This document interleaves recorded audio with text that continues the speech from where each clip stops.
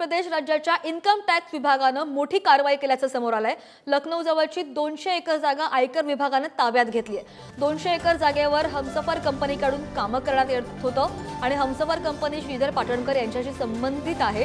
श्रीधर पाटणकर हे उद्धव ठाकरे यांचे मेहुणे आहेत आणि नंदकिशोर चतुर्वेदी यांचे सुद्धा नाव आयकर विभागाच्या रडारवर आलंय। उद्धव ठाकरे पुन्हा अडचणीत येणार का असा सवाल आता उपस्थित होतोय।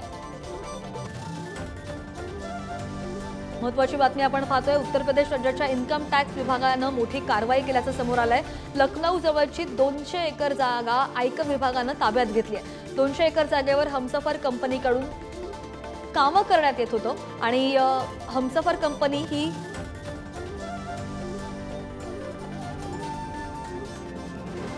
श्रीधर पाटणकर यांच्याशी संबंधित आहे आणि श्रीधर पाटणकर हे उद्धव ठाकरेंचे मेहुणे आहेत।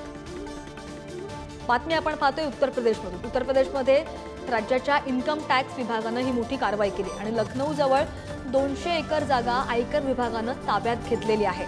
200 एकर जागेवर हमसफर कंपनीकडून काम करण्यात येत होती आणि हमसफर कंपनी ही श्रीधर पाटणकर यांच्याशी संबंधित आहे। त्यामुळे उद्धव ठाकरे पुन्हा अडचणीत येणार का असा सवाल उपस्थित होतो। नंदकिशोर चतुर्वेदी यांचं सुद्धा नाव यामध्ये आलेलं आहे आणि त्यामुळे उत्तर प्रदेशच्या राज्याच्या आयकर विभागाने ही मोठी कारवाई केली आहे। लखनौ जवळची 200 एकर जागा आयकर विभागाने ताब्यात घेतली आहे।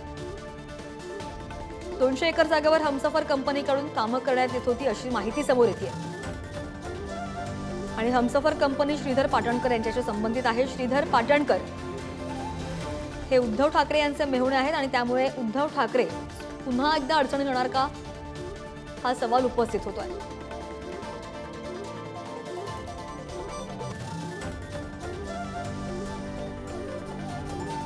अधिकची माहिती घेऊयात। आमचे प्रतिनिधी शिवाजी काळे आपल्या सोबत आहेत। शिवाजी, उत्तर प्रदेश राज्याच्या इन्कम टॅक्स विभागानं मोठी कारवाई केलेली आहे। उत्तर प्रदेशच्या राज्याच्या इन्कम टॅक्स विभागाची ही मोठी कारवाई आहे। लखनौ जवळची 200 एकर जमीन आहे आणि ही जमीन आयकर विभागाने ताब्यात घेतलेली आहे। आता हमसफर कंपनीशी याचा संबंध जोडला जात आहे।